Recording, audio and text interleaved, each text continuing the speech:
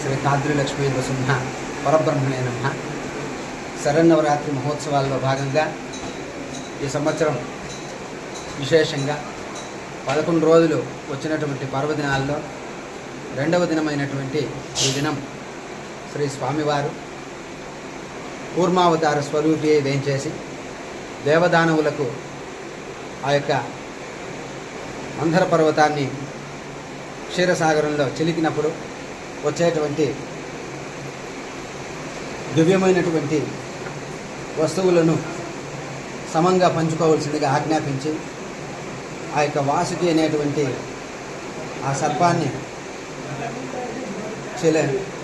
కవ్వంగా చేసుకొని దాన్ని చిలికగా ఆ యొక్క పర్వతం ఏదైతే ఉందో అది కృంగుతుండడంతో స్వామివారు కూర్మావతార స్వరూపి అయి ఆ పర్వతాన్ని పైకి లేపి ఆ యొక్క పర్వతరాజము మరియు క్షీరసాగర మథనం వల్ల ఏర్పడేటువంటి దివ్యమైనటువంటి వస్తువులకు కారణభూతుడై ఈ సృష్టిలోని సకల జీవకోటి ఉత్పత్తికి భగవంతుడే కారణమని తెలియజేసే విధంగా ఆ యొక్క కూర్మావతార స్వరూపి అయి దేవదానవుల్ని మానవుల్ని కూడా అనుగ్రహించినటువంటి స్వరూపం.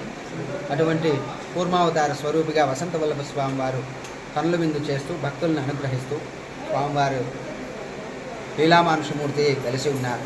ఈ దినం వచ్చినటువంటి భక్తులందరికీ కూడా ఆ యొక్క జీవితం సుఖమయమై ఎటువంటి బరువులు ఉంటే బాధ్యతలు ఉంటే కూడా ఆ యొక్క స్వామివారే మన తరఫున ఆ బాధ్యతలన్నీ మోస్తూ మన జీవనం సుఖమయమయ్యే విధంగా ఆశీర్వదిస్తారని, ఆ భగవంతుడి అనుగ్రహం పరిపూర్ణంగా అందరికీ లభించాలని ప్రత్యక్షంగా పరోక్షంగా మాధ్యమాల ద్వారా కూడా స్వామివారిని దర్శించిన వారకు ఆయుర ఆరోగ్య అష్టైశ్వర్యాలు కలుగుతాయని ఆగమశాస్త్ర విదితం.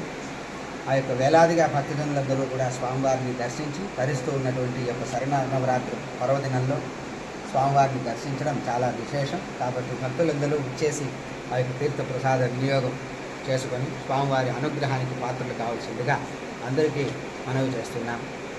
లక్ష్మీ నృసింహ పరబ్రహ్మణే నమః. విఘ్నసమహాగురవే నమః. సర్వే జనాః సుఖినో భవంతు. స్వస్తి.